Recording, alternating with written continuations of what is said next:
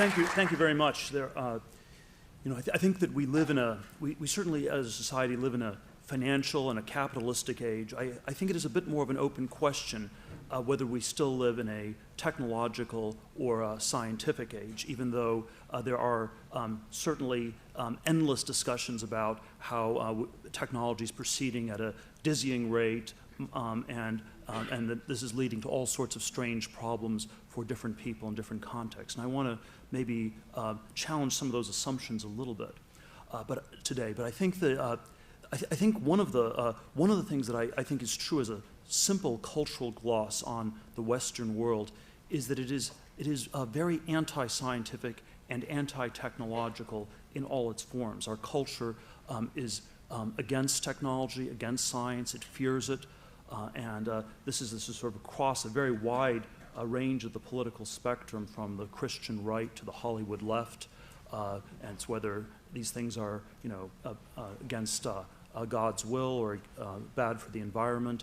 I think the easiest way to show this is to simply look at all the science fiction films that get made, and they basically portray technology that is dystopian, that doesn't work, that will kill people, destroy the world in one way or another, and so that the future, a few decades hence, the technological future is perhaps some combination of Avatar or Elysium, the Matrix, the Terminator movies with robots running around just killing people.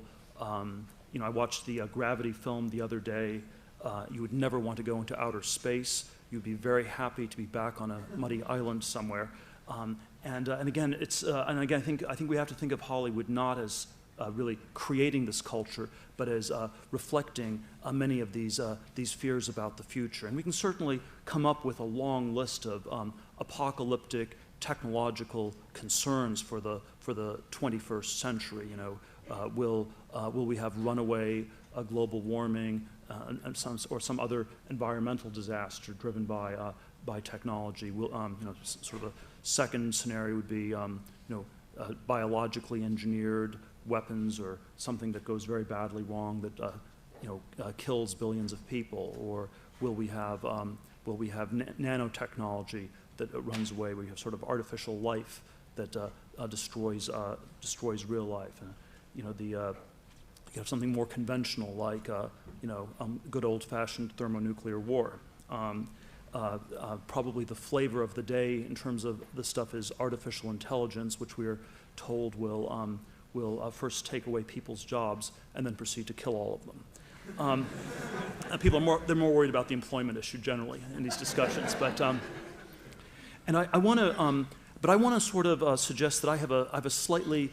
It's always very difficult, by the way, to evaluate any of these risks, because these are all sort of singular things. It's hard to talk about them in probabilistic terms because none of these things have happened. We can't really do an empirical study of how many thermonuclear wars that have been that wiped everybody out, or any of these sorts of things. So it ends up being sort of a very complicated way to a difficult question to evaluate how big and severe the risks in these areas are. But I want to suggest a somewhat different risk that I find myself far more worried about, and that is the risk that basically not much will happen at all, and that there will not be enough innovation, that all these risks are in fact vastly exaggerated, and that 20, 30 years from now we will be living in a world where maybe it will change in some interesting ways in certain very narrow dimensions, but where surprisingly little will have changed. And I think this would lead to sort of, if the rate of technological innovation is not that great, I actually think this leads to a lot of very severe problems that are very underrated. One very straightforward one is that in a globalizing world where you have maybe 1 billion people living in the so-called developed nations, 6 billion living in the developing world, to simply converge the living standards, probably without technological innovation, would probably run into massive resource constraints, massive environmental constraints in one way or another. And we can sort of debate whether, if everyone in China has a car, will we run out of oil first, or will you run out of the environment first? You sort of have debates about these sorts of things. But there's sort of a sense in which if you define globalization as simply copying things that work, copying existing models and transporting them, that on its own terms, it probably cannot quite work, because I think we run into one or the other constraint. And so for globalization to work, we have to actually have a tremendous amount of innovation in many different fields, not just in the fields of computers, but probably in fields as diverse as energy, food production, maybe new forms of architecture, new forms of urban planning, all sorts of new living arrangements, so that we can do more with less. I always think that's a good definition of technology, doing more with less. And of course, this is even this sort of globalizing picture I always think of as a still rather pessimistic view of the future, since to simply get everybody else in the world to the standards of the U.S. Is still implicitly saying that we're not actually progressing as a society, and I always push back a little bit on this notion that we're living in a developed country, because I think this is itself sort of an anti-technological formulation. When we say that we're living in a developed country, we're saying that, among other things, that we're living in that part of the world where things are done, finished, nothing new will happen. The younger generation should have much reduced expectations for the future from their parents and grandparents, and I think this is a conception we should powerfully resist. So even these sort of very preliminary observations suggest that if there is not very rapid continued innovation on many fronts, we may have a lot of challenges, both in the emerging markets, but also in terms of the shattered hopes and aspirations in our own so-called developed countries. Now, when one tries to answer this question, though, what is the actual rate of technological progress? How much is happening? How much is going on? This turns out to be an extraordinarily hard question to answer. And even though I have some views on it, I'm going to try to give an answer. I'm going to try to then explain, what the causes are, and then maybe what we can do to accelerate things. And sort of the three parts I want to go through today is, my thesis, there's not quite enough going on, why that is, and perhaps what we can do going forwards. I think we always have to approach this with a certain amount of humility, because the fact is that it's a very hard question to answer. We live in a world that's very different from the world of the 18th century Enlightenment, where educated people pretty much knew everything. And so you could sort of have a reasonable conversation about every single field, and you could sort of know, okay, we've learned all these things in the last 20 years, and an educated person knew what had been learned in the last 20 years because they had learned it themselves. And by contrast, in the sort of 21st century world we live in, it is a world of hyper-specialization, where, is there a lot of progress going on in string theory and physics? Very hard to know. It's, it would take half a lifetime of study if you're extremely gifted at math to maybe have a bit of a handle on that. And for the rest of us, we always feel like it's something that's quite beyond our reach to say. Quantum computing. Are there going to be massive breakthroughs in quantum computing in the next decade or two? Stem cell research, is it exaggerated? Is it going to lead to cures for every disease in the next decade or something like that? And we can sort of go through all these different disciplines. And I think this is I think the specialization that exists represents sort of this very challenging political problem. I think many of these questions about technology are deeply political. The specialization means that you have these questions about we have to defer to the experts, and then we have to ask questions about whether the experts are right or not. And sort of one sort of slightly abstract bias I have is that in this sort of super specialized world that we're in, it is my belief that almost all the experts are somewhat biased to tell an overly optimistic story of the fields they're working in. And so the standard Silicon Valley entrepreneur will tell a story about how, yes, they're working on these incredible breakthroughs, and it's going to be this phenomenal transformative technology they're working on.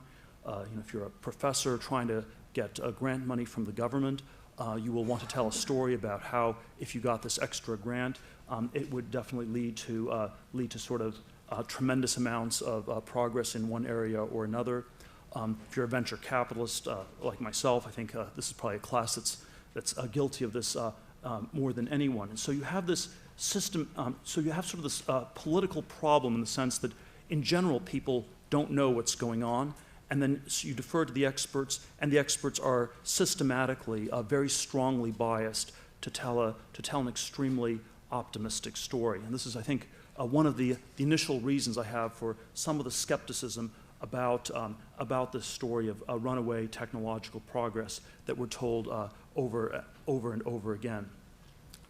Now, if you sort of ask, how would one actually get a handle on, what is the actual rate of progress, how much is really happening, you'd want to sort of make various assessments about all these different fields.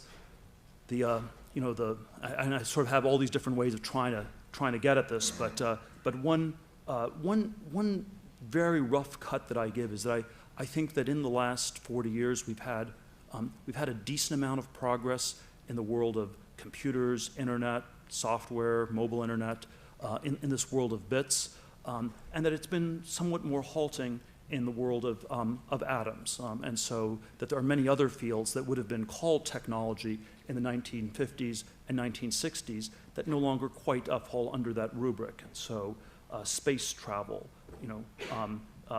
cities on the ocean sound like totally, they actually sound really retro at this point. They're not futuristic. That sounds like something from the 1960s. The green revolution in agriculture, that's something that sort of was in the past. Or supersonic aviation, very retro. Nuclear power, very retro. And certainly all these areas would no longer be considered technology. And we always define, there's always this definitional challenge where we define technology as that which is changing.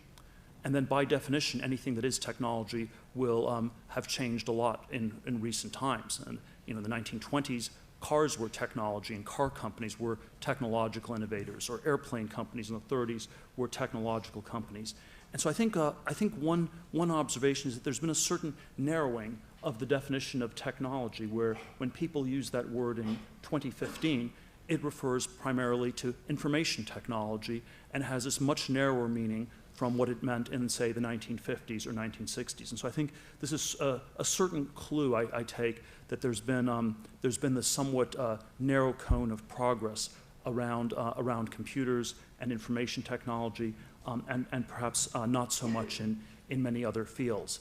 And certainly if you were to go through, if you sort of go with my definition of technology as doing more with less, one of the ways you could try to measure it would be, by various metrics, how much are things improving? And there was something like Moore's law, and there are all sorts of ways we can measure data where there's been a lot of progress in those areas. Probably another very important part of the economy is the energy sector, where there have been some ups and downs, but on the whole, the prices, we've barely recovered. The prices are still higher than they were after the oil shocks of the early 70s. Maybe the fracking revolution is starting to help a little bit, although it certainly has many of the feeling of a sort of somewhat inferior technology, which costs more to produce oil and is somewhat dirtier. And so maybe it's better than nothing at all, but that doesn't exactly feel like technological progress, which you would define as maybe cleaner and cheaper rather than dirtier and more expensive.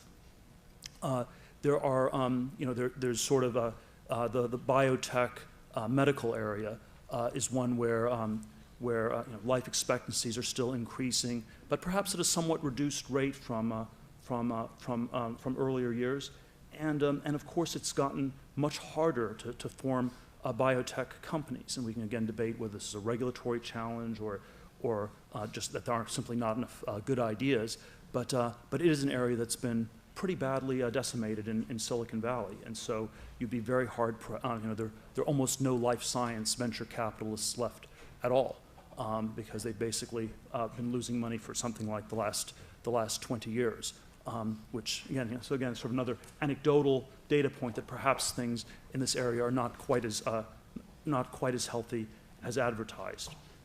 And then I'm sort of always inclined to try to sort of, now of course you have this much trickier question, well, how do you sum all these things up? And if you say, well, okay, we have lots of progress in computers, and then everywhere else it's a little bit less than we had in times past.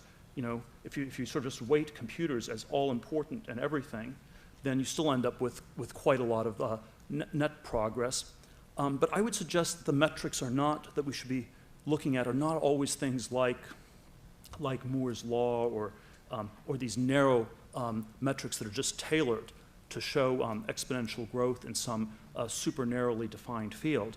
But I prefer some of these sort of somewhat broader social indicators. And I think, and again, they're always tricky because they're overdetermined. You can have multiple different explanations. But these are things like the general stagnation in wages in the last 40 years. If you had a society in which there was runaway technological progress, you'd expect wages to go up, average wages to go up, and maybe inequality goes up some, but you would not expect there to be quite this experience of stagnation. The reduced expectations for the younger generation are always very strangely at odds with this runaway technological future we're always told about, where at this point solid majorities of Americans believe that their children, that the younger generation will be less well off than the older generation or their parents were, and this is quite a remarkable shift from times past. And I think we should take this as sort of a broad data point very, very seriously. And then of course you have things the macroeconomic ones that I always like to point to are things like a world of 0% interest rates. It's actually a really strange world, because that's telling you on some level that people have no idea what to do with all the money. And I had a debate with Eric Schmidt from Google 3 years ago, and he was sort of on this pro-acceleration side. I was on the more skeptical acceleration side, and it basically started by saying, well, obviously Google has no ideas what to do. You have $50 billion in cash. And of course, the Google narrative is we're spending all this money on self-driving cars and on the Android phone, and there are all these different ways we're investing. And I think Google actually is doing more than most companies.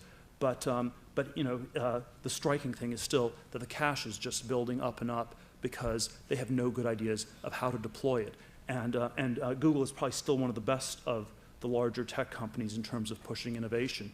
If you look at all the others, what's extremely striking is they have enormous amounts of cash on their balance sheets. And again, if you sort of put this in a macroeconomic context where we have interest rates at 0%, the real interest rates are something like -2%. So Bernanke, then Yellen are begging all these people, just find something to do with the money. We're going to burn the money up slowly. We're burning it up at 2% a year. And the people at the heart of Silicon Valley are saying, we have no idea what to do with it. We'd rather just lose 2% a year than anything we could possibly do with the money. And again, all these things are somewhat overdetermined. There's a lot of a few different ways one can explain this. But I think this is a very strange sort of a phenomenon. I always find it very disturbing that one of the few economists who predicted 0% interest rates in the 19th century was Karl Marx, who believed this would happen at the end of the capitalist age, when the capitalists had run out of ideas, and the only thing left to do would be to have a revolution and redistribute stuff. Sort of the bourgeoisie was sort of this tragically doomed class that would invent these machines, but once they had run out of ideas and were no longer inventing new machines, then you could liquidate them, and you could sort of redistribute all the machinery and modes of production to the workers. And the 0% interest rates were sort of the tell that Marx predicted would be an indicator that it was time for a communist revolution. There's certainly, and then of course, this is all sort of so much at odds with what people have believed for the last 40 years, where, the belief has been one where, well, you should be able to get high returns on your capital, there should be a lot of growth, there's all this progress happening. And when you're in a world where progress is somehow somewhat slowed but people have expectations for massive progress. This is a formula, I believe, for financial bubbles of one sort or another. And I do think we've had this very strange history in the last 30, 40 years where there have been an extraordinary number of bubbles. And this is actually quite anomalous.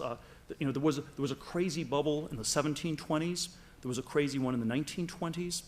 And then we've had about 3 or 4 of roughly the same magnitude in the last 30, 40 years. It started with the Japanese bubble in the 80s. There was the technology bubble in the 90s, the housing finance bubble in the 2000s, and I suspect there's something like a government bubble in the 2010s. But at least concede that let's at least concede that we've had 3.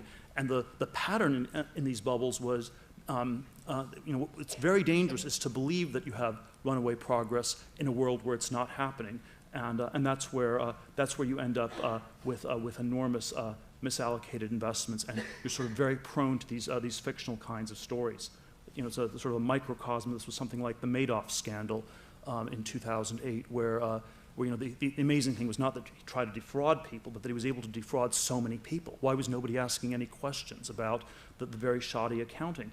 And I would submit one of the reasons people were not asking questions was everybody had been told 8% is a law of nature. You're entitled to get 8% a year on your money. If he'd been giving people 20% a year, maybe we would have asked some questions. 8%, very, very reasonable. And so you were able, in this sort of world where 8% was probably utterly fictitious, but everyone believed it was very real, you were prone to this sort of a crisis. So I do think there are quite a few different reasons to be somewhat worried about this. There's obviously this big exception with information technology in Silicon Valley, and then there's always, of course, a sense that it's not quite enough. It doesn't create all that many jobs. It doesn't show up that much in the GDP numbers or in the economic numbers. It's probably roughly enough to help save the city workers' pension funds in the city of San Francisco. I'm sort of skeptical that it's enough to make the state of California solvent. But again, we have to sort of get the magnitudes of these things roughly correct. Now I think there are this is sort of the pessimistic version of this. Now I think there are sort of a very pessimistic explanation and a less pessimistic one that one can give generally for this. And sort of the very pessimistic one is that this sort of slowdown that we've seen over the last 40 years in so many different fields is simply a law of nature. We've basically run out of ideas, and so when Nixon declared war on cancer, it was too ambitious. It was just not going to be possible to defeat cancer. We shouldn't even try with Alzheimer's today. It's just all the easy ideas were discovered from the mid-18th century to the 1960s, and then we just hit a wall. There were no more easy ideas left, and sort of the cupboard is bare, and this is sort of a law of nature. And I actually think before we accept this as a law of nature, we should be open to this idea that perhaps it's also a cultural or a political phenomenon where it could have been otherwise, and that there are political or cultural factors that have led to this sort of generalized slowdown in recent decades. And I think there's sort of many different variations of this. I'll give sort of a liberal one. I'll give a sort of a liberal, conservative, libertarian one. I actually think there's probably some truth to all of these, and then there also are some critiques embedded in all of them, where they don't sort of fully get at all of them. So I think if you sort of told this story, the sort of the standard liberal answer would be something like, well, of course this has happened. It's happened because our society became dominated by Wall Street. It became financialized. We didn't properly reward the scientists, the technologists, the engineers. There was not enough focus on educating these people, and that somehow, if we put more resources into this and it's always, education is always the standard liberal answer for every problem. If we just put more resources into educating all these people and producing more people in these areas, these problems would be solved in one way or another. Now, I do think there's sort of our, I do think certainly I would certainly like to have a world in which we produced more scientists, more engineers, more technologists that were working on these important problems and making progress. But sort of one of the disturbing challenges you run into is that we are, if you sort of look at this from a supply-demand basis, we're producing so many of these people who are basically unemployable. And this is always a very disturbing question. When I was speaking at the University of Illinois a few months ago, and it was sort of the engineering department, 7,000 undergraduates studying engineering. Asked the question, how many are studying computer science? 2,800 are studying computer science. And then, you're supposed to say at that point, oh, that's a lot. But if you say the opposite of what you're supposed to say, you tend to get some very interesting territory. And then, so the opposite of what you're supposed to say is, oh, what are all the others doing? And, oh, they're working on all these other areas of science. And then follow-up question, well, what are the areas where people can study where the demand just massively outstrips the supply, where people graduate and they can get really well-paying jobs because we're clearly not producing enough scientists or engineers? And then there was sort of this very uncomfortable pause. And then it was, well, I suppose the one other area would be petroleum engineering. Oh, how many people are studying petroleum engineering? We got rid of that department about a decade ago. And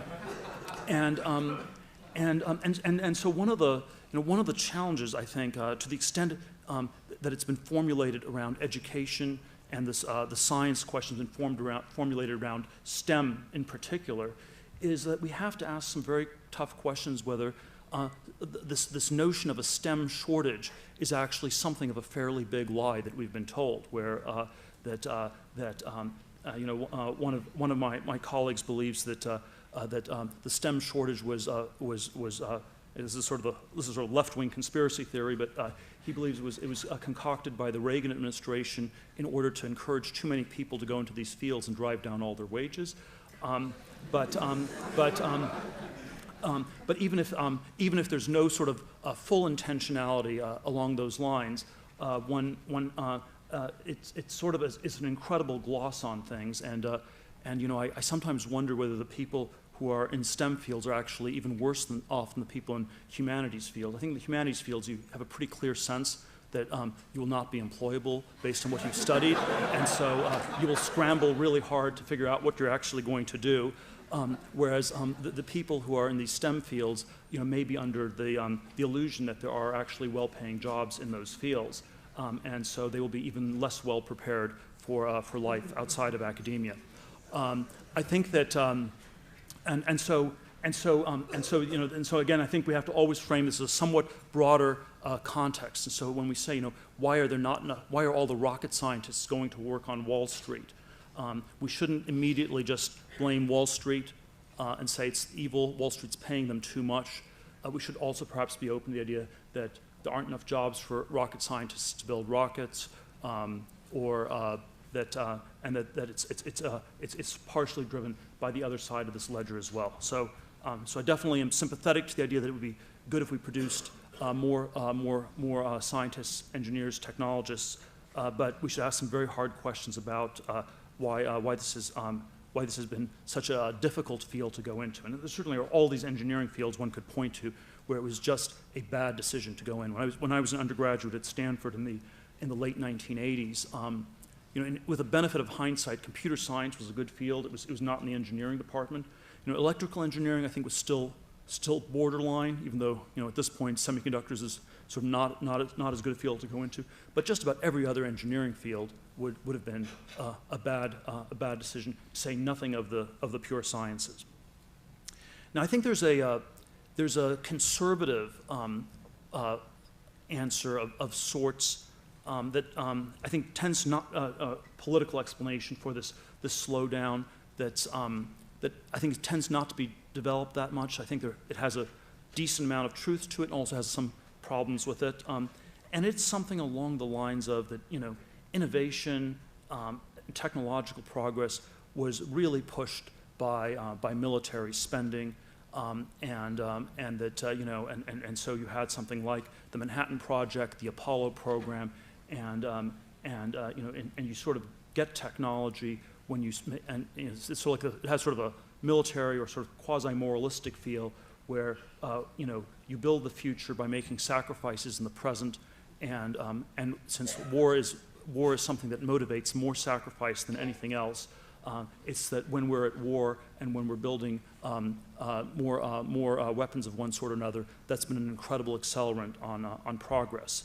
And I actually think there's a somewhat disturbing amount of truth to this, at least as a partial explanation for what's happened, but it, of course, you know, also contains the seed of its own undoing, since you could argue that in a world of thermonuclear weapons, we really don't need to do any more. It's hard to really motivate to build more powerful, more dangerous weapons. You could say that the space age ended in 1975 with the Apollo-Soyuz docking. Why should rocket scientists be working around the clock to beat the Soviets when we're all going to be just friends anyway?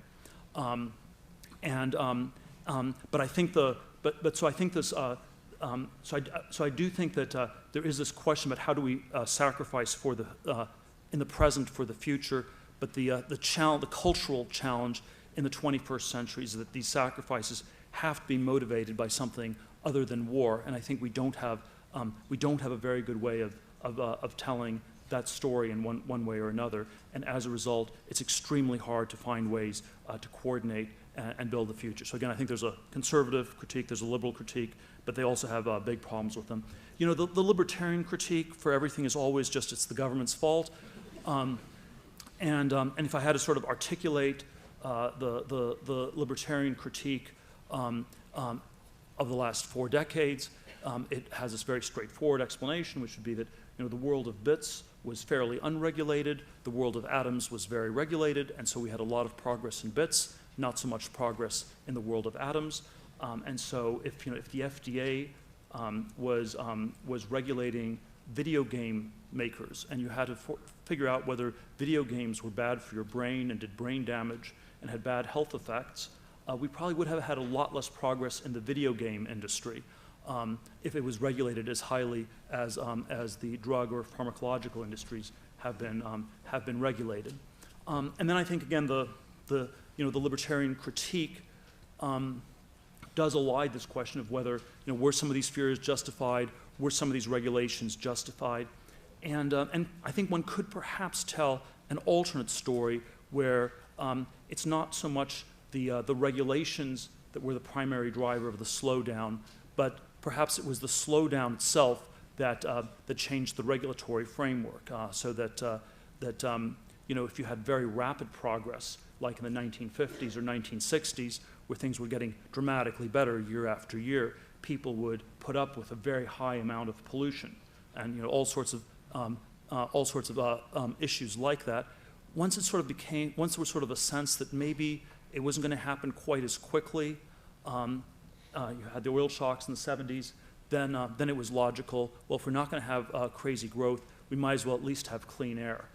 And so that perhaps one of the hidden drivers for a lot of the regulation of technology was already the subtle sense that it wasn't actually delivering as much as people were hoping for and slowed down. So again, I think, you know, the causation of these things can go both ways, that the regulations have slowed the technology, but then that the slowdown in technological progress on some level drove the regulatory framework itself. As a parenthetical, I suspect something like this is what will happen in China in the decades ahead, where you have basically very severe environmental problems, very fast economic growth, and you basically will have just some sort of phased transit. If you don't figure out technologies that improve living standards that are cleaner, you will simply have a phased transition at some point where the growth collapses, and as the growth collapses, you get much more environmental regulation because you can no longer offer people the promise of a better future to put up with a worse present. So I think there is sort of this constellation of these different political factors that have been that have played some role in this slowdown, and there's some need to rethink these if we are to try to find a way to get back to the future and to accelerate things from here. Let me sort of end with a bit of another perspective on this that I think is sort of this very important question of how do we build a dramatically better, dramatically different future. And one of the things I think that has also shifted very powerfully in the last 50, 60 years is that we no longer think of the future in very concrete terms. We think of the future in probabilistic terms, in statistical terms. Sort of math, statistics has replaced calculus. And so if you ask, what technologies, what specific technologies will be developed, we don't actually try to figure it out, coordinate building them, enable them to happen. We instead describe it as a sort of a financial portfolio where we have a portfolio of different things, and some of them will emerge, and it's sort of this portfolio statistical model. And I think that tends to be, it's not clear that actually works. It's not clear that's a very, it's not clear that's enough to inspire people. And I think this has sort of been a limitation in some very powerful ways. If you look at something like the clean tech energy story of the last decade, whenever you look at these things in statistical or probabilistic terms, you end up with process over substance. You end up with the lawyers and the regulators and the finance people dominate, whereas a substantive question is more of a scientific or engineering question. And so, if you take something like the Solyndra bankruptcy, sort of a question, what went wrong or why did nothing go wrong? The Republican critique of it was, and Solyndra offered to build these sort of cylindrically shaped solar panels, and it was lost $500 million, so it went bust. It was sort of one of the more sensational clean tech flameouts. And the Republican critique was a process critique. It was there had been kickbacks, there had been unfair contributions by these people, and they'd somehow manipulated the process. There was never really any evidence that was definitively established for that, but it was sort of, the instinct was to give this sort of procedural critique. The administration's defense was a procedural defense, which was, we're investing in a whole portfolio of things, sort of let 100 flowers bloom, we'll see what happens in all these different areas, and obviously some things will work, some things won't. If you asked someone from the administration, well, what specific thing do you actually think would work? That would be like a very taboo and forbidden question. And whereas I think the actual critique should have been something like, a cylindrically shaped solar panel is obviously, it's a demonstrably inferior technology to a flat panel. It's 1 over pi is efficient. You have sort of a 2 pi r over 2r, and you can use 9th grade high school geometry to show this will never work. And we live in a society where someone like Steve Chu, the Nobel laureate, who was running the energy department, was not allowed to use 9th grade high school geometry to say this is just a dumb idea. And in that sort of a society, the sort of coordinating function where you coordinate to build a future is going to be very lacking. And so I think that there is something incomplete to the libertarian story, because there is always a sense that there are parts of this scientific technological story that have the nature of a public good that probably do require government coordination, government involvement to drive it. But it's very hard to do this when there are no engineers in the government, no scientists, or even the scientists you have are not allowed to use any of those judgments.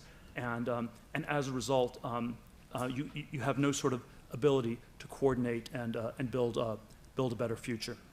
Now, I do think that whenever I look into many of these different fields, I always am left with the sense that we could be doing so much more in all these areas, not just the very fully developed computer field, but also many other areas.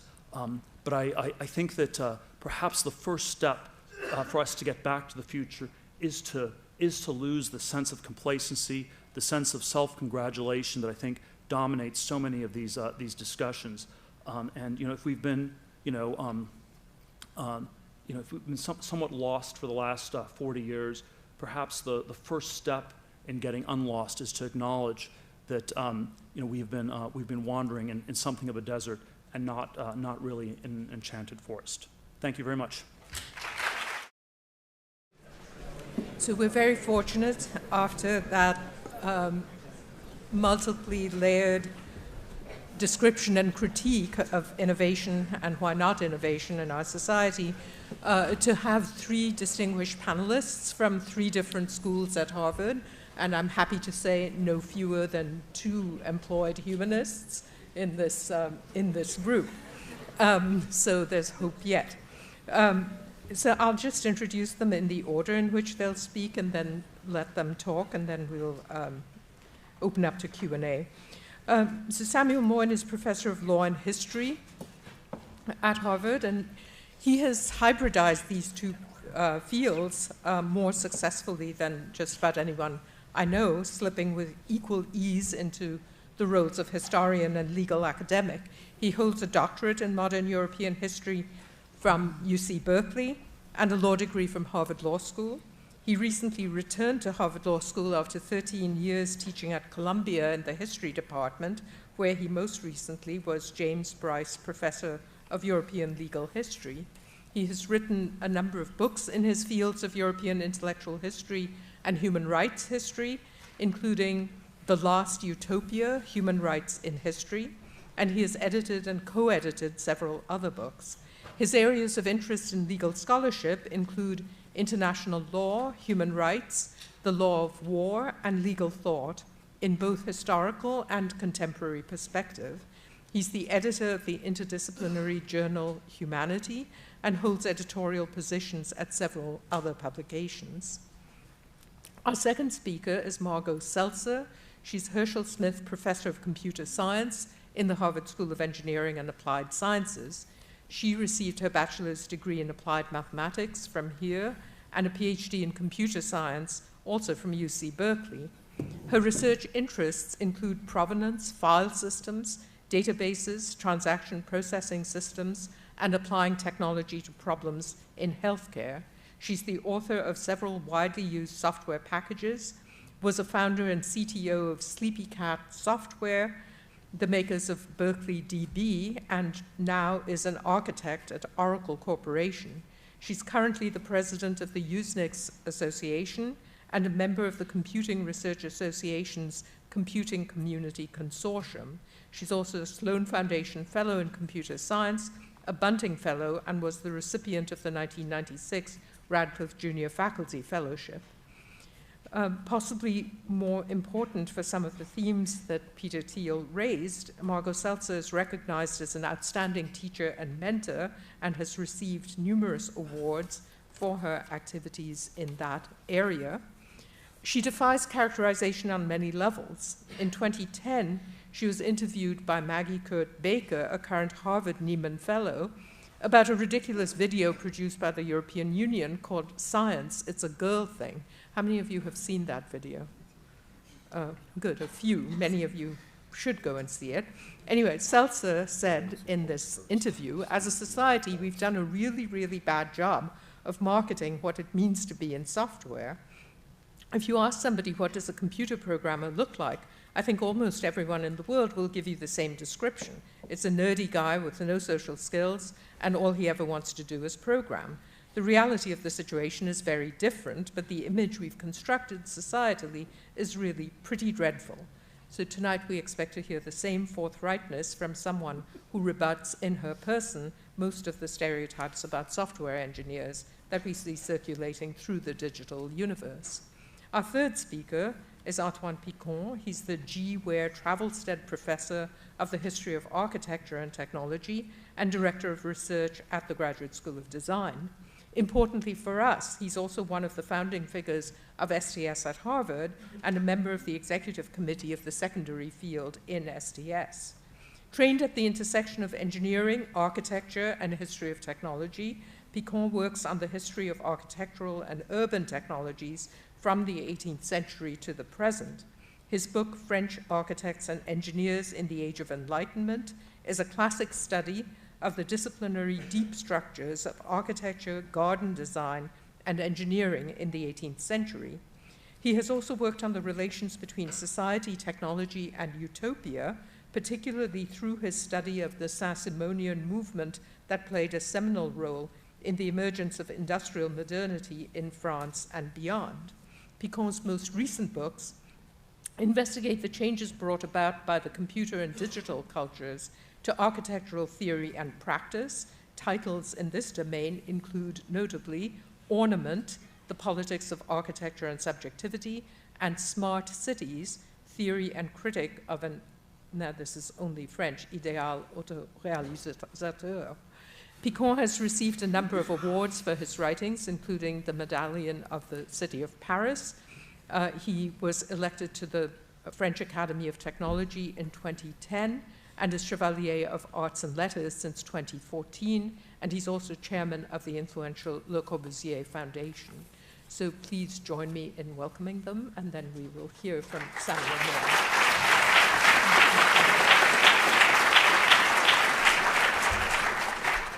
Well, that was thrilling, and I think we'll be getting out of the way quickly so that we can engage in common discussion.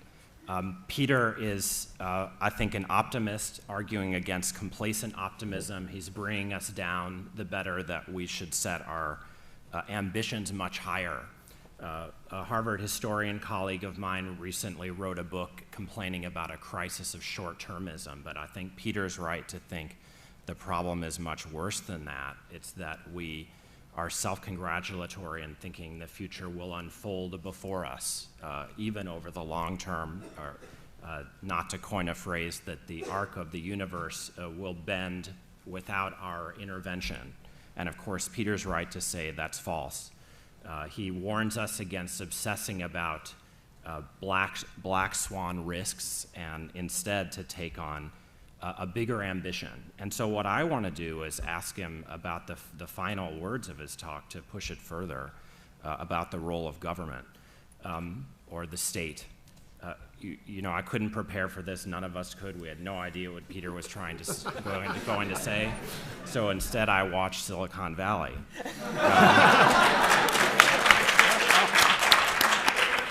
And watching it, you know, got me thinking about V.I. Lenin.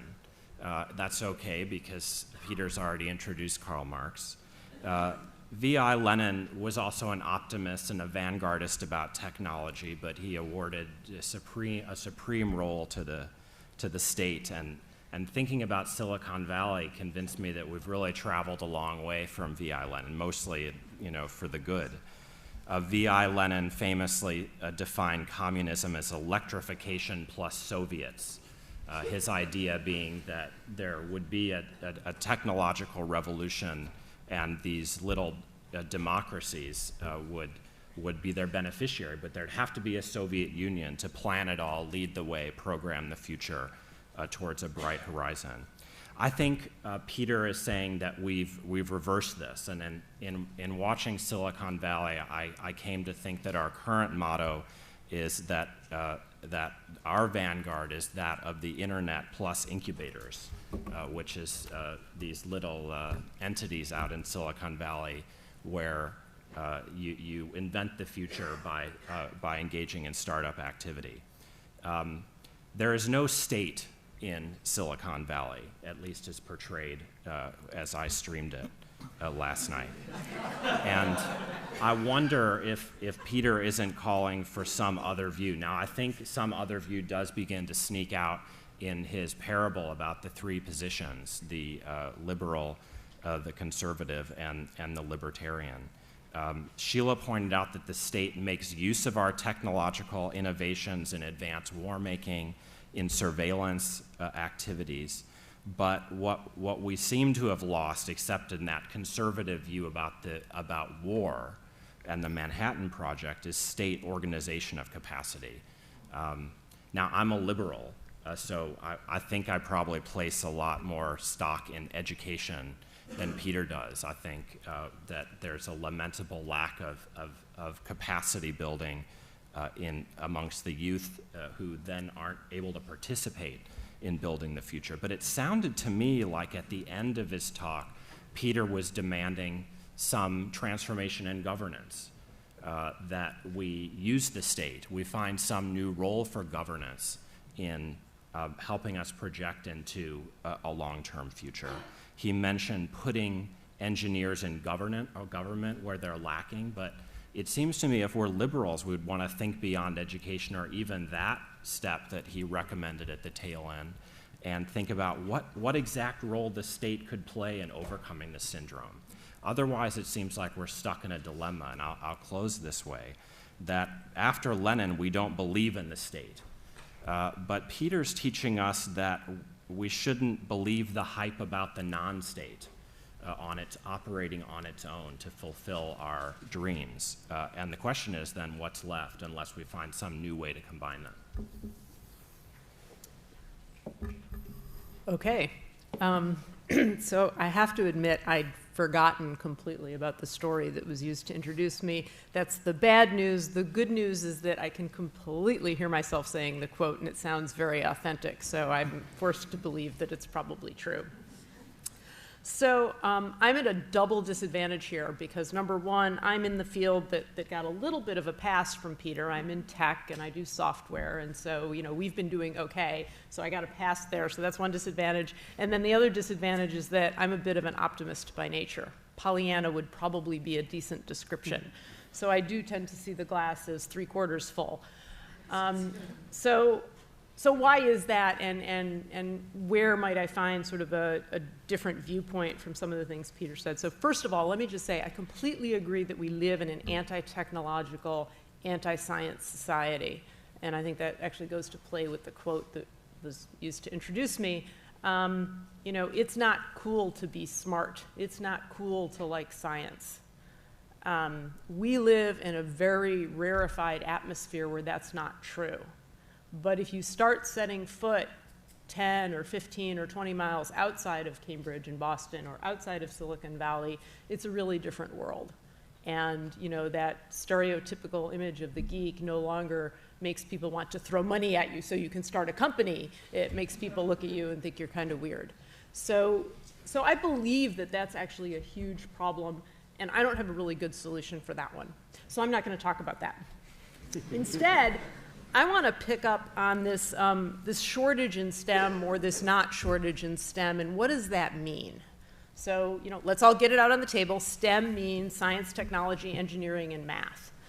And there are claims from one side that say, we are underproducing, we don't have enough people to fill all the jobs, and then there are claims from the other side that say, well, actually, except for you computer scientists, we've got more people than we need. So I want to ask the question, what does it really mean to produce people educated in STEM? And I'm going to reveal a little bit of my liberal arts background here, which is that I believe that there's the concept of a STEM-educated person. That does not mean they are a specialist in microprocessor design or chemical, narrow fields of chemical engineering. It means they understand science, they understand technology, they understand what engineering is, and they can use mathematics. And I would be shocked to actually get disagreement that we don't have a shortage of people educated in those skills. And so I think there's a difference between a citizenry that is educated in those skills and a citizenry that wants to focus in those disciplines. So let's take a field that would never have been called a STEM field years ago, advertising, right? It's a quants game now. Right? If you're in advertising, you darn well better understand statistics, and well, today you have to understand big data, and you have to understand, machine learning, and you have to understand a whole bunch of stuff that is now suddenly inside the realm of STEM. So we have transformed careers that had nothing to do with science, technology, engineering, or math into careers that are fundamentally dependent on it. So I think part of our challenge lies in how we talk about it. We need a citizenry that is educated in these new skills because they are permeating every aspect of everything we do. And in some sense, I think the more people we have who are educated in what I call a STEM manner, but don't necessarily want to go into what we think of as STEM fields, I think we actually have a better chance of producing the kind of future that Peter would like us to produce, and that we would all like us to produce, right? So I'll close with a story that just happened. So I spent last week in Silicon Valley, and Silicon Valley is a really strange and wonderful place, and I mean both of those adjectives quite literally. So while I was sitting in a Starbucks in Menlo Park, I got an email from some folks who had put out a YouTube video of a little prototype that they'd built. And you know, it was a cute idea. It's something that anyone who's taken CS50 could have done for a final project. It would have been a good final project. Like, this would have been an A, but it wasn't brilliant. It was cool, it was cute, it was a good idea. So they posted this video on YouTube, and within a short number of hours, they'd been on the front page of Hacker News, and they had VCs wanting to throw money at them, and angels asking them, and these were two very charming young men. And so they sent me an email and said, we'd love to talk to you about like Sleepy Cat and how you did that and like what we should do. So I was in Menlo Park, they were in Palo Alto, we got together at Phil's Coffee, which is the place to do these things, and they were, you know, lovely, lovely people, but the thought that we live in a place where a CS50 project like can get picked up and suddenly have VC money thrown at it says that there is something kind of wrong, right? We don't have enough people who really understand the technology who can look at it and say, oh, that's kind of cute, versus, wow, this is actually a game changer. And so I'm going to make the argument that we really are underproducing in STEM, and we're underproducing in STEM across the board. And if we fix that, going back to my first problem, maybe we can live in a society that is not quite so anti-technology and anti-science, and I think that would be a really good thing. So I'll stop there.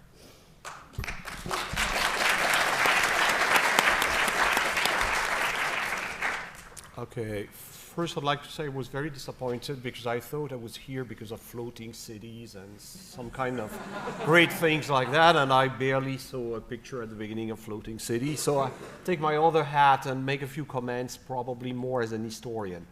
The first thing that struck me, I'm always interested when there is a fear that is expressed.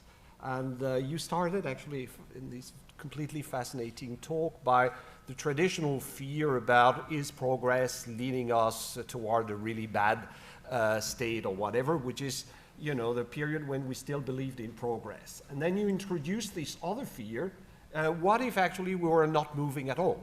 And what if actually we were bathing in a kind of everlasting present in which we would just, you know, have the impression we pedal very fast, but actually the bicycle is fixed. So I found that interesting because it might tell a few things on the world in which we are living. That's to say, a world in which we have so many things happening all the time, and at the same time doubts about whether history still exists or whether it is going somewhere. And of course, the digital has played a role by filling the world in which we inhabit of all kinds of occurrences, events, from the little email popping on the screen to more general things. But so what about the kind of perception of time we're having today? Probably something also related to me is, you know, the kind of dark side of the global village. What if everybody communicates, there is no longer any significant difference between people, and difference that could generate change? And there again, we're back to this fear that nothing might be changing. So I was wondering whether part of it is not linked to what digital technology, one of the singularities of digital technology, which is its closeness to society. You take a 19th century steam engine, you know, it does not transform everyday life of everyone. You take the smartphone, you take the internet, etc., it's inseparable from society. So there again, aren't we fearing that there is no technology anymore because technology and society have become one and the same? You know, ultimate triumph of STS, but no longer science and technology. So something perhaps to meditate. So I was interested in all these things and thinking that perhaps, you know, I was reminded also of Piketty's discourse. You know, hey, you know, growth might be an exception. What if actually, you know, we were more doomed towards stagnation? And so why is it we're so much into all that these days? It's for me an interesting historical question, you know, why? And strangely, I took your presentation as, you know, something that was really pinpointing, you know, one of our deepest anxiety today, which might have to do with a kind of claustrophobia. you know, as if we were, you know, in a new closed world from which it's difficult to escape. Now, there were a number of things that made me perplexed as an historian listening to you at the same time. The first one was, is it necessary for a society to love science and technology to really be very productive in the field? Take, you know, 18th century England, you know, science was not, you know, what defined the top of society, etc. Didn't prevent a lot of interesting people like Watt and Boulton to invent interesting things. To the contrary, take the USSR, you know, in which science and technology were extremely valorized, or take France to a lesser extent, in which, you know, engineering, science, etc. are, you know, still very much define a kind of social elite. And, you know, they've been not doing as well as the United States. So it might be that the relation between, you know, innovation and society is a bit more complicated, and that we may have to think twice about what is really happening. Another thing for me that struck me is when we look at technology, you know, technology doesn't function only with cutting-edge technology. You know, I was thinking, you know, actually a lot of things have happened that have transformed our world, that are of course linked to information, etc., but not that much. Take the container. No globalization without the container. And the container is a pretty low-tech, you know, basically it's a box.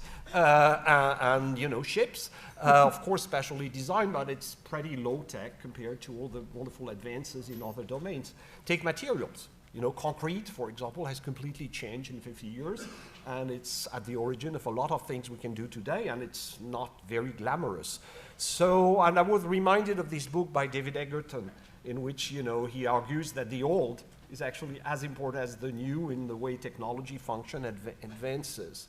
So I was wondering, by the end, you know, what if more than the technology itself, it's a kind of, you know, a problem with imagination? And there I found a number of things you said very, you know, fascinating, because I think you're turning around this question. What if actually what was happening to us was not a crisis of imagination, a kind of crisis of the vision of the future, which might be perhaps more political, because I'm really struck by the fact that, you know, it's probably because we don't know actually what kind of society we want, that we don't know, that we have such an impression that technology is going nowhere. Take the digital, there are so many interrogations today about, you know, has it brought really progress, between brackets, and so many doubts about it. So isn't by the end the question a question of governance and politics? So I would end up with that question. Thank you, anyway.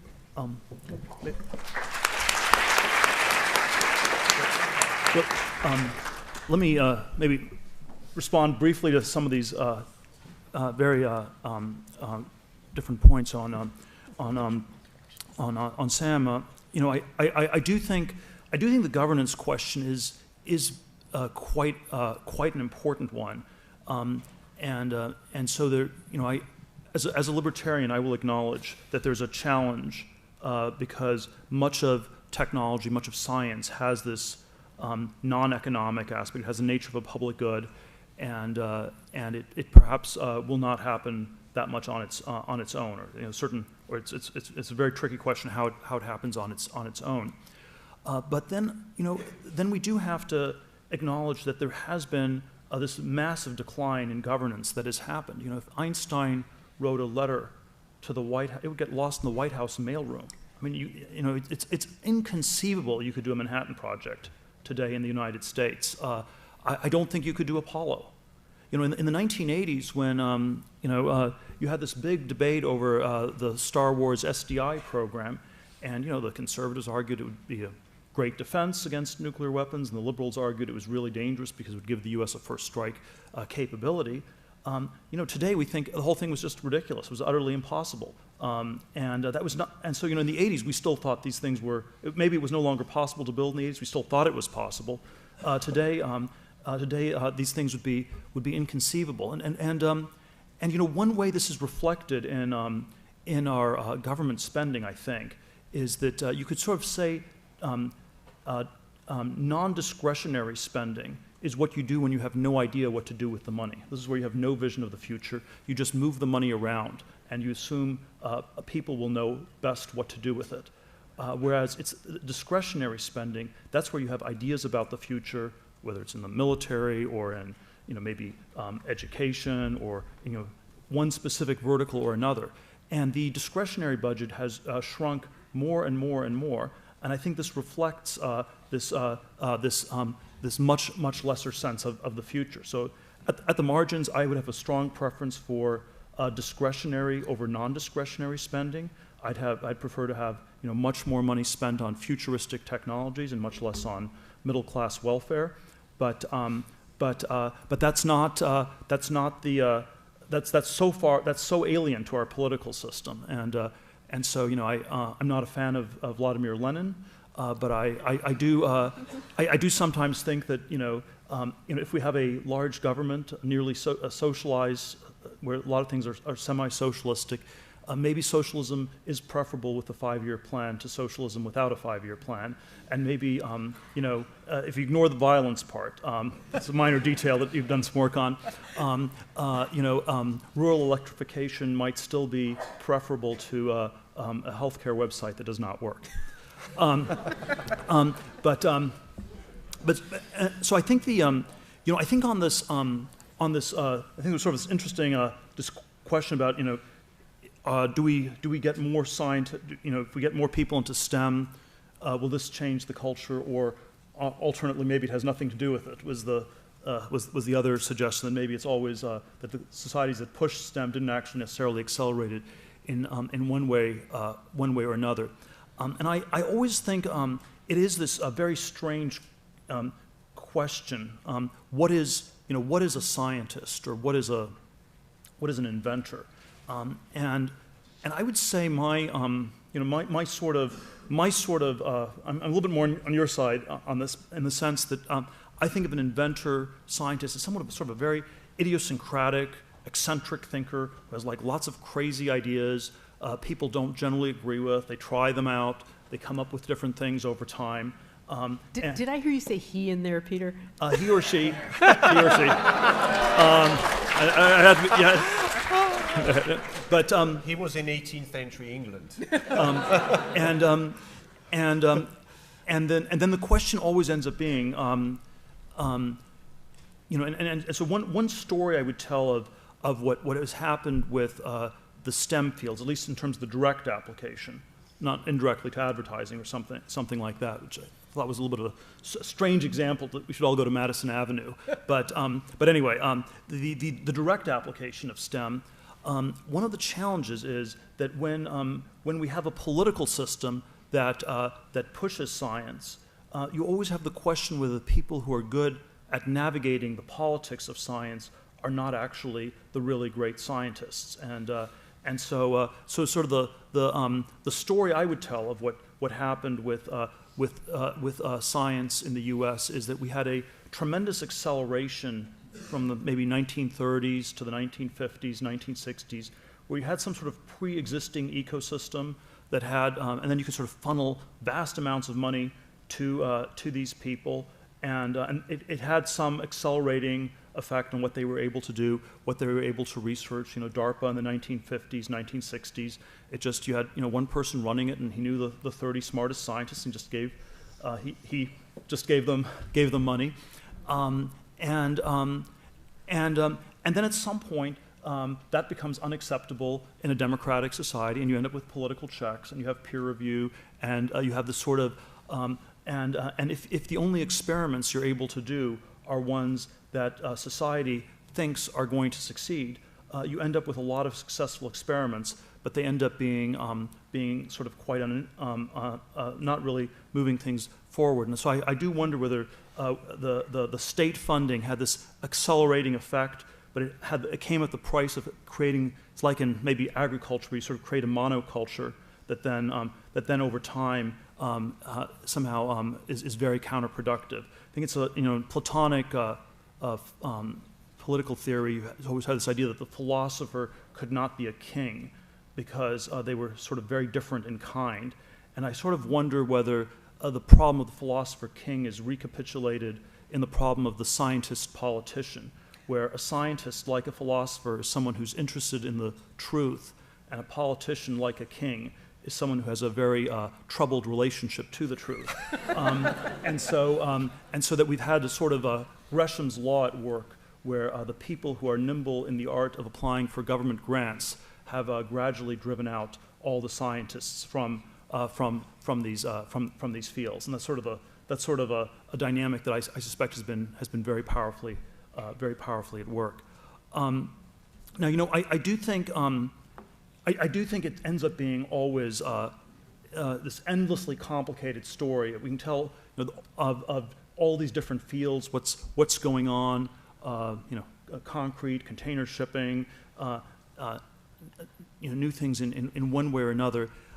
The sort of the slightly non-information technology intuition that I have, which cuts a little bit against the Silicon Valley ideology, is that you know, we are material beings embedded in a material world of atoms, and that somehow that virtual reality is not coeval with reality itself.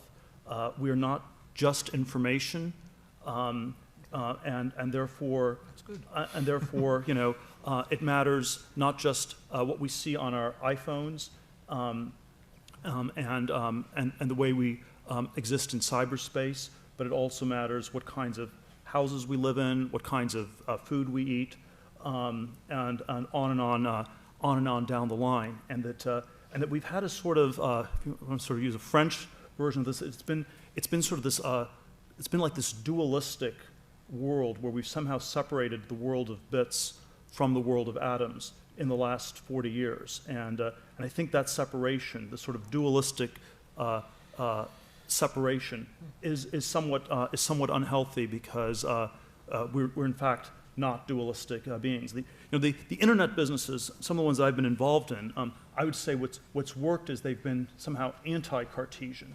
You know, when we started PayPal in 1998, there had been all these different attempts to start new online currency, and they were going to be completely virtual currencies, completely new currencies invented out of whole cloth.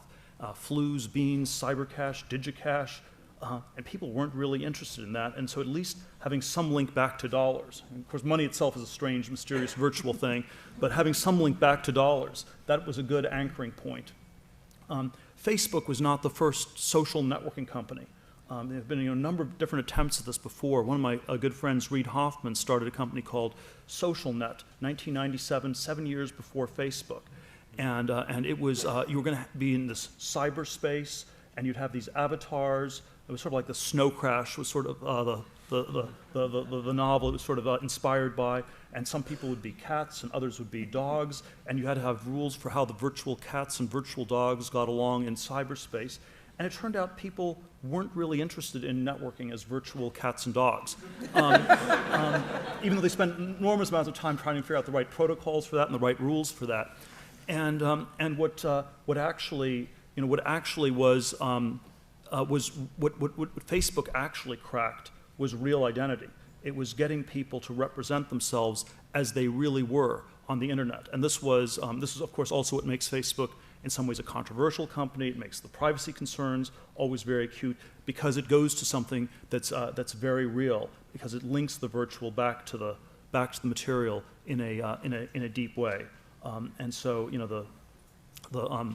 it's always, you always wonder whether the cell phones that dazzle us endlessly also have this effect of distracting us from our surroundings, which in San Francisco, where I live, are strangely old. Most of the buildings are 50, 60 years old, and even though we have this dizzying tale of progress in the world of cyberspace and information, the costs of rent, affordable housing, is an extremely retro concept, and you have the material world is sort of dominated by an unholy alliance of urban slumlords and pseudo-environmentalists, and basically you have extremely decrepit housing that you're distracted from by your cell phones.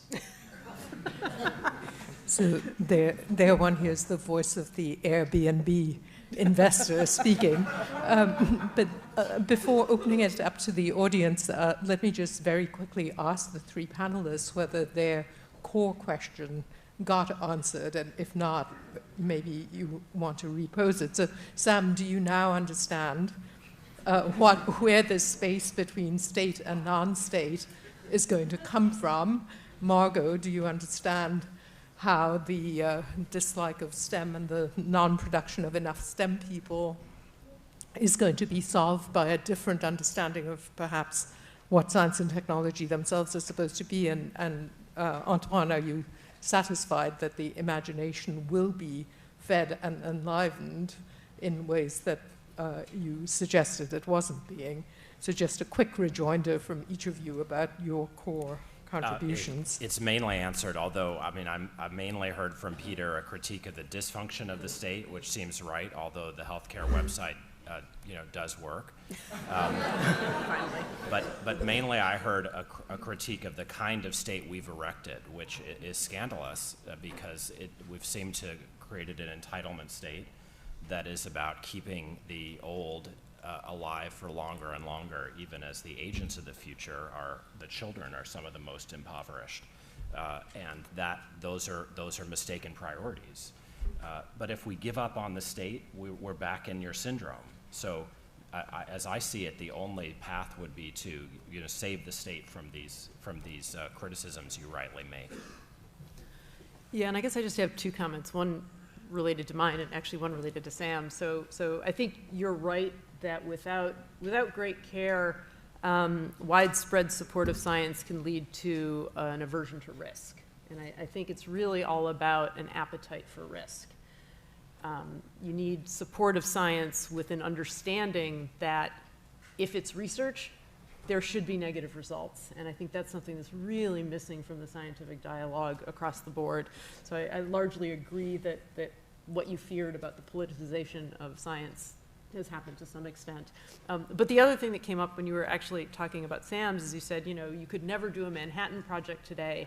And I guess my question is, isn't the NSA's data gathering activity the equivalent, a current generation of a Manhattan Project, right? They have some really smart scientists in the NSA, and they used it to do things that they claimed were furthering our national interest. And might that not be the modern day Manhattan Project? Okay.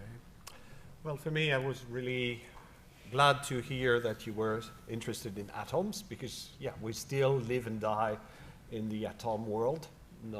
And it's true that today, for many architects and urbanists, how do we articulate atoms and bits through augmented reality and other stuff? This is a crucial design question. So I was really happy about that. Just wanted to raise an issue. You mentioned, the kind of difficulty of planning today.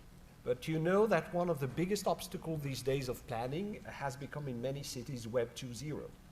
Because of all the groups that is fostered, because of the incapacity very often to reach a consensus, because you have so many, groups and constituencies, etc. So all that to arrive to the following, it's probably not only a crisis of imagination, it's also a deep crisis of governance. You take cities, it's almost impossible everywhere in the world to do the big project that were still pretty common in the 1950s and 1960s, with, by the way, a huge amount of violence. Think of Robert Moses in New York.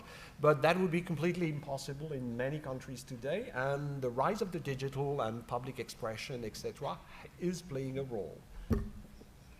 So, Peter, I think I'll open up to the audience, but feel free to come back. So, as you see, there are microphones, so please come to the mics and ask your question. Please identify yourself briefly, and please actually ask a question instead of holding a lecture.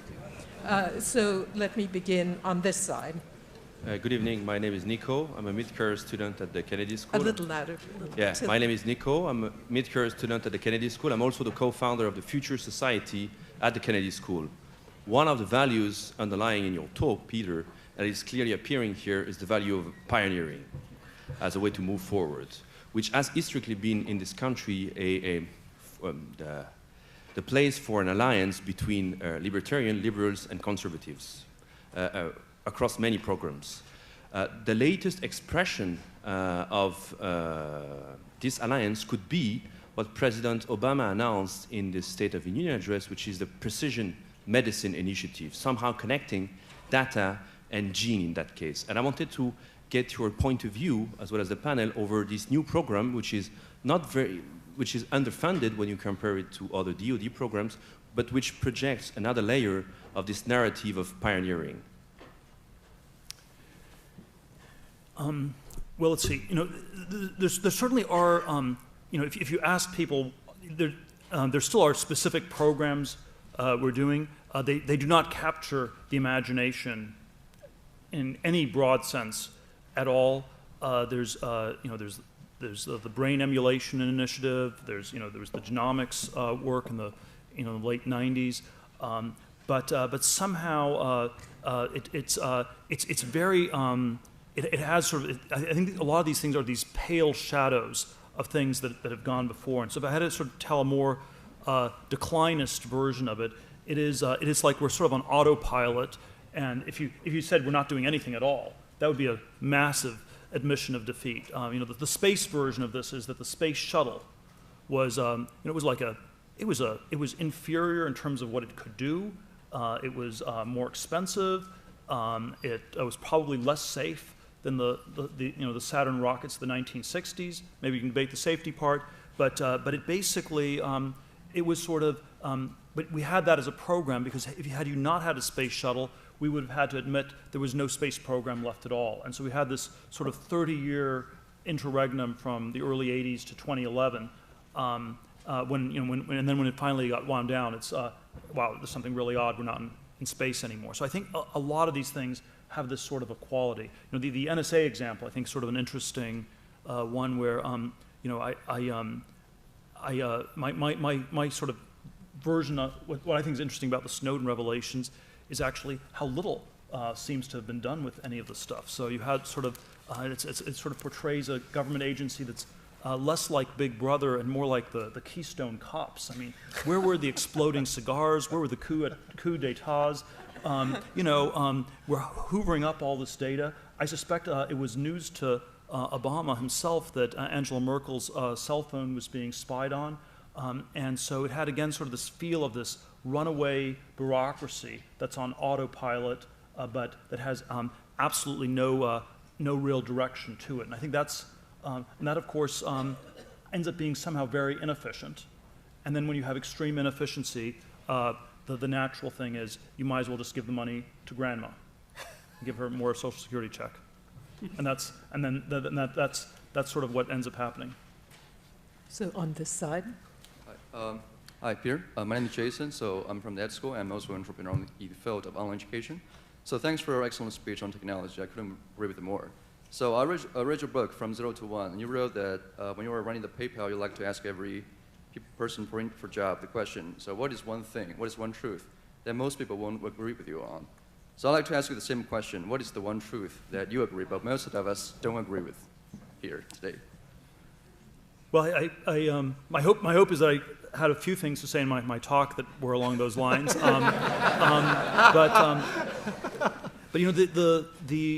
I suppose the flip answer I always give to this question is that most people think this is an easy question to answer, and I think it's a very hard question to answer. Well, I agree with that. So, but I think I think originality is very hard. I think, and I think it's hard because we're always. And when we ask this, I like asking this interview question. Tell me something that's true that very few people agree with you on, and people can read about it on the internet. That I'm going to ask this question of everybody. It still is a shockingly hard question for people to answer, and it's hard not because you have to be really brilliant. I think we all have some ideas along these lines. It's hard because there's always a social, political context. So in the context of an interview, a good answer is one the interviewer will not agree with. A bad answer is, our political system is broken, the education system needs reform. All these standard banalities. These are actually bad answers. And I think the social context of these things is always, incredibly powerful. Already in the time of Shakespeare, the word ape meant both primate and to imitate. And I think there's something very deep in human nature where we emulate one another, we copy one another. This is how language is transmitted to children. It's how culture is transmitted. But it also leads to the madness of crowds, to bubbles, to all sorts of insane mass movements. And you know, there's this very odd phenomenon in Silicon Valley where a lot of the successful founders seem to be suffering from mild forms of Asperger's.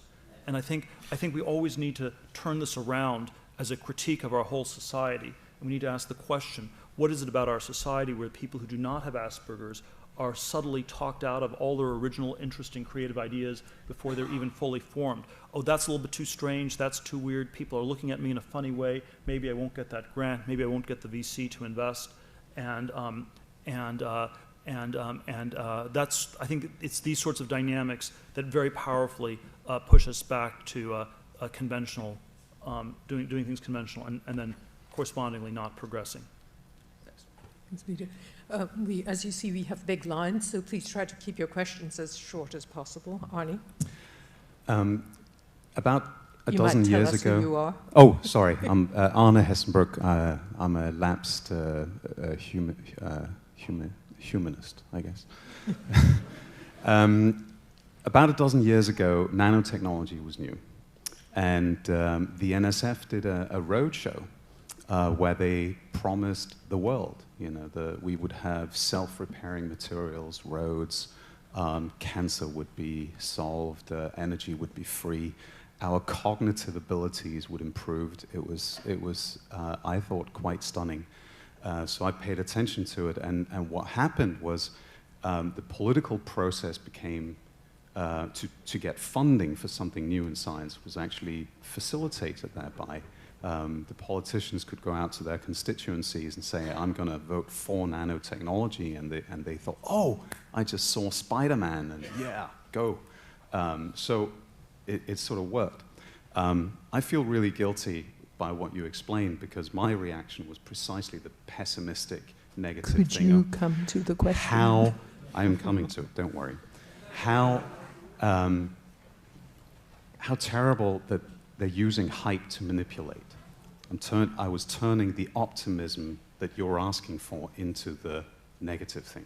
Now, my question to you is, how can we get the excitement that you're talking about without, you know, being manipulative and using hype?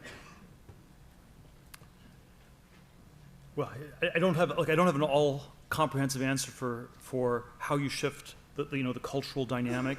I'm a little bit skeptical of extreme optimism and extreme pessimism. Let me just sort of say that. So, you know, I meant my talk to be maybe a mildly pessimistic correction to the extreme optimism we often have. But I think extreme optimism and extreme pessimism are somehow very convergent. You know, extreme optimism tells us we don't need to do anything for a better future. It will happen on its own. It's like the Kurzweil book where all the exponential charts are just growing and you can just sit back in the movie theater and eat the popcorn and watch the movie of the future unfold.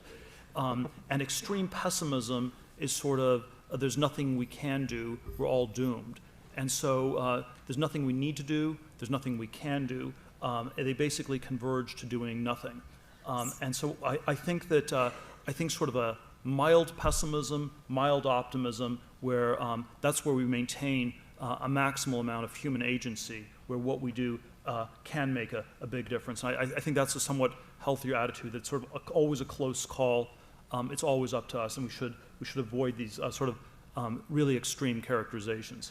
So I need to jump in here and disagree. By all means. So if you look at the definition of optimism, I mean, optimism is actually about self-empowerment, that people have the ability to change, right? If you read a lot of the psychological literature about why optimism is healthy, it's because it removes that feeling of helplessness, right? What optimism does is it gives you the ability to say, yes, a better future is possible, right? So if you look at the mental illness of depression, depression is actually a lack of optimism and an inability to see a better future. But optimism, I would claim, is exactly what's essential to create a better future, because it's exactly that ability to see a better future and enable someone to go after it.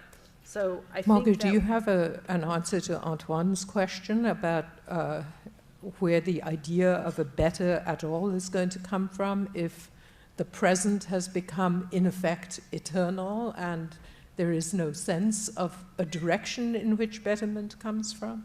So I actually view that as a very pessimistic attitude. I think that's a passive attitude that says none of us has any control over changing the future, and that's what leads to complacency. What leads to actually moving forward is by, you know, you might call it hype, but it's by allowing the possibility that there is a better future. Well, I think there are all these different ways we can define things. You know, there's certainly sort of some very mixed reviews on the psychology of self-esteem. And if you tell kids they're going to get A's on the tests, do they study less hard than they otherwise would? And maybe that's not optimism. So I maybe instead of using extreme optimism, extreme pessimism, I'd have a preference for realism and a realistic account that includes human agency. So this is actually really interesting because I had no idea I would bring this back to gender, but I think this actually comes back to gender. Because the same literature says that, you know, if you tell a woman, oh, women don't do well in math, right? Her performance will measurably go down. Whereas if you tell a guy that, he does better. So I actually think there's a difference in gender perception on exactly this issue, which is what is it that enables improvement? And I had no idea that I was coming back to that. I really didn't. This was not manipulated. So as it happens, our next question from the floor comes from the field of bioethics. So with that, let me hand it over to you. Glenn Cohen from Harvard Law School. Thank you for the talk. You know, William Gibson once wrote that the future is already here. It's just not that evenly distributed at the moment. And I'm kind of curious about whether you view the future that you're pushing for as more evenly distributed to my present as a descriptive matter, and then as a normative matter, whether this question matters to you or how we ought to regulate the technology or nudge it. Well, certainly, you know, if we're living in a progressing technological scientific world, you generally expect some parts to happen. You know, you don't expect to happen in a completely homogeneous way simultaneously everywhere. You know, you get airbags in BMWs and Mercedes in the 1980s. You eventually get them in all cars. You know, my bias is to think that focusing too much on the distributional question can get you to the wrong place, where you might say, no point in having airbags if only a few people have them. And so I do think that it often has that quality. But look, I would be very happy to live in a somewhat more egalitarian society if it was progressing faster, because I think there are all sorts of things that we're simply not on track to solving. You know, it's like 1 out of 3 people at age 85 will suffer from Alzheimer's or dementia, and this you know, it doesn't matter whether you're rich or poor or anywhere in between, and you know, it doesn't even register as an enormous problem for us to be trying to solve.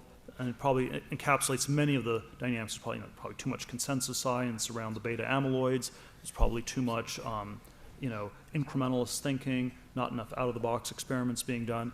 But yeah, I would certainly prefer a society that was progressing very quickly to one that was sort of unequal and relatively stagnant. Thank you. I'm John Clark Levin. I'm a master's student at the Kennedy School, and throughout the talk, my eyes kept wandering up to that central image behind you of the seastead. And some of my background is in maritime security, so I've been following with great interest over the last several years this idea of these colonies at sea where you're in international waters and have the freedom to experiment with different legal and social structures in a very entrepreneurial and libertarian sort of way. But over the last couple of years, there hasn't been much in the news about them.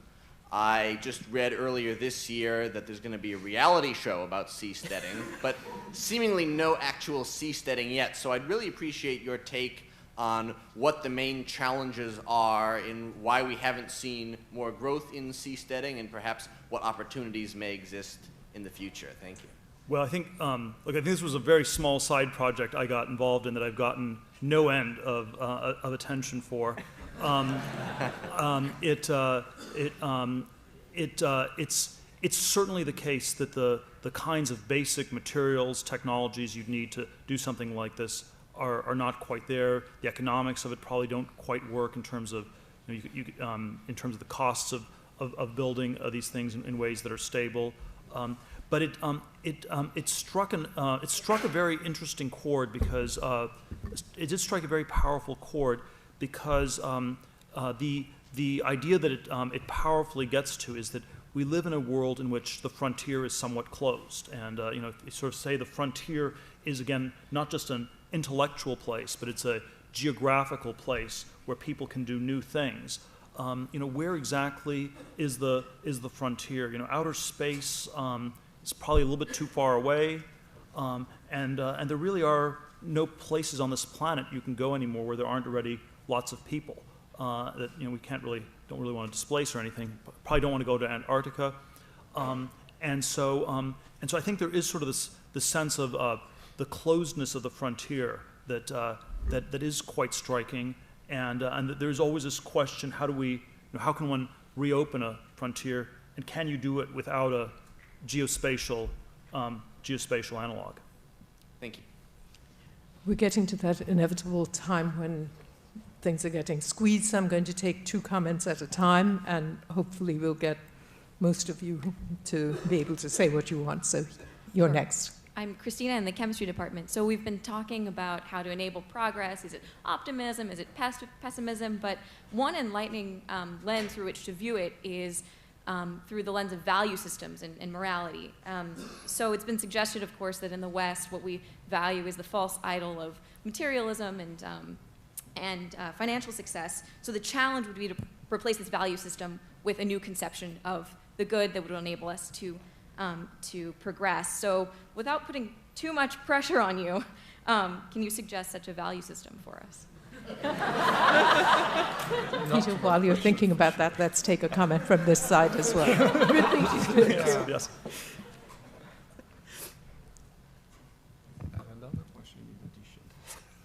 Go ahead. It's my turn? Yeah. Oh, my name is Shuo. I'm an engineer from some institute, and I just want to ask you 2 questions. The first one is, how do you think about virtual currency? Do you think the real currency we're using right now is a constraint of human freedom? And the second question is, I know you were just in China 1 month earlier, and how do you like the Chinese market? How do you think about the innovation on business model over innovation of technology? You can wrap all those into the value question. All right. Well, that would be a little bit hard to do. Well, it was the first time I'd been in China in 13 years. It was very impressive. There is sort of a rather straightforward development plan, I think, for China in the decades ahead, where it just needs to copy things that work. And there's a critique that it's not very innovative, not very original. I think the defense is there's no real need to be if you're in these emerging market countries. And then the question I somewhat alluded to in my talk is, if you say China, the per capita income is maybe like where Japan was in 1960 or so, and Japan still had many decades in the 60s and 70s where it was able to simply copy ideas without putting much of a stress of innovation and really get living standards up the curve. And then there's or is China somehow like Japan in the mid to late 80s, where you are actually starting to run against some hidden constraints? And is it hitting those constraints much earlier? Maybe environmental constraints, maybe there's something about globalization. Maybe the Japanese model worked really well when one country was doing it. It works much less well for a country as big as China. And so I think this question about innovation I found to be a very acute one in China, because people want to avoid the sort of the fate of Japan, where you sort of catch up and then hit a wall. And even though there's a story you can tell where you don't need to worry about this for 20 years, I think in the back of people's minds, they are certainly thinking that maybe you have to actually do new things at an earlier point in the development than you otherwise would, because of these resource and environmental constraints in one way or another. And certainly like the generalized value system I suggested was one in which we would be more positive about scientific technological progress in all its forms. I'm skeptical of anything that's terribly unitary. I tend to be involved a lot in various startup companies of one sort or another, and I think the ones that I really like are ones that have sort of a counterfactual sense of mission, where it's if we're not working on this problem, nobody else is. So my PayPal colleague Elon Musk working on SpaceX. Their mission is to send people to Mars, and they think this is an extremely important value to get people to Mars. And there's sort of all sorts of reasons Elon could give you why this is very important to do. But it's not exactly what we would think of if we took a poll of what's socially valuable. That's not what we would generally get to as the result. And so I find myself liking mission-oriented. Entrepreneurs, inventors, scientists. I find myself much more skeptical of socially minded entrepreneurs or researchers in other ways. And I think it's because the word social is this very ambiguous word. It can mean either, number one, good for society, or it can mean, number two, good as seen by society. And there's a tendency for it to acquire the second meaning, which ends up always being very conventional, very copycat-like in one way or another. The phenomenon of social entrepreneurship has been sort of an area where surprisingly few successful things have been done, and you have many of these sort of copycat models of one sort or another. So if the value is innovation or progress, on some level that value cuts against a unitary frame where everybody should be valuing the same things for society in precisely the same way. Thanks, Peter. At the risk of being disappointing, I'm going to take two more questions, one from here and one from there, and then go back and give the panel a chance to respond and end up with Peter. So please, you're next. Hi, Mr. Thiel. Not actually a Harvard student, just live and work in the area in the energy efficiency and renewable energy space. My question is, in your talk you suggested a need for better coordination and, maybe for lack of a better term, more centralized economic planning. But you also described yourself as a libertarian. So I was wondering, how do you reconcile these two, and what does this kind of coordination that you mentioned ideally look like in your eyes? Thank you so much for sharing. My name is Wan Xing. I'm a recent graduate of the Harvard College. My question is follow up with the China side. This is a society that 70% of the high school students are science students, and the majority of the political leaders are engineering background. But from the common voices that have been coming from there is that even though we have all the skills, but people don't know how to envision for the frontier, then what would you suggest them? So Peter, let the panel speak one more time and end up with you and your answers. So Sam, do you have? I'm not sure. I've been thinking mostly about Antoine's provocation that we don't yet understand why we've lost our futurism. I wonder if it could have something to do with the loss of collective projects, which were very popular precisely mid-century, when the kinds of, pioneer spirit, even in the United States, really aimed at very impressive ambition. And that seems, depressing, because it's not clear in a highly individualist society how to restore more collective projects. So I'll try to answer the question. We could talk about this for hours. I think sure. The simple question, though, the simple approach is to focus an educational system on less on getting the right answer and more on asking the right question. And I think that if you look at different educational systems, there's really a different emphasis there. And I think that is one of the ways that you, again, give people the capacity to ask the questions and imagine the unimaginable.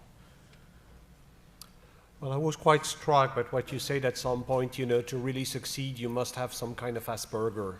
And then I was thinking, could society actually be only able to have only a certain number of really original people. And I was thinking there is perhaps, kind of antagonism between, the expression of originality and the idea of collective project and imagination, and that might be one of the complex things. How do we articulate the two? But I was really intrigued by this question, which is, what makes finally an original entrepreneur? And to what extent can a society have, how many original entrepreneurs can a society host by the end? Well, I don't think it's again, I think this is not a set number. Like how many great scientists we have. Maybe it's not everybody, maybe not everyone can be an entrepreneur. But I think, I think we could have more or less, and my bias would be to try to find ways to have more. I don't think we live in a society where you have to have Asperger's to be successful or anything like that. I don't think it's quite not quite that strong. Not quite that strong. But I do think you have different kinds of political and social systems in which these ideas get sort of cut off more quickly and get stopped more quickly than in others. And it would be good to have one where that's a little bit less the case. And there certainly is a mid-20th century version that had more of a governmental form for creating these large projects. But if you have a 19th century history of America, this country was a country of sort of engineer schemers. These engineers who had these complicated plans to build various transformative things in one way or another. There was the second industrial revolution with all the vertically integrated monopolies, was this sort of complex coordination that created these vast new economic structures of one sort or another. So I think the coordination question can happen both on a small scale where you have some complex plan you make for your life. It can happen on an industrial scale. It can happen on a political scale. I think we live in an age where it no longer is done very much on a political scale, and that's how I reconcile it with my libertarian views. I think I'm libertarian because we no longer can do these sorts of projects on a governmental scale, and I don't actually see how we get that back. I work with startups and these businesses because I think those are the largest, it's the largest scale that exists in our society in which great heterodox undertakings can still be launched. And that is strangely limiting, and it's somewhat problematic, but you sort of try to make progress where you can, and that's where I think we can still make a lot of progress. Well, I'm glad to end up on a note of politics and structures rather than Asperger's, which would be truly outside of our individual control. So with that, let me ask you to thank Peter and the panel.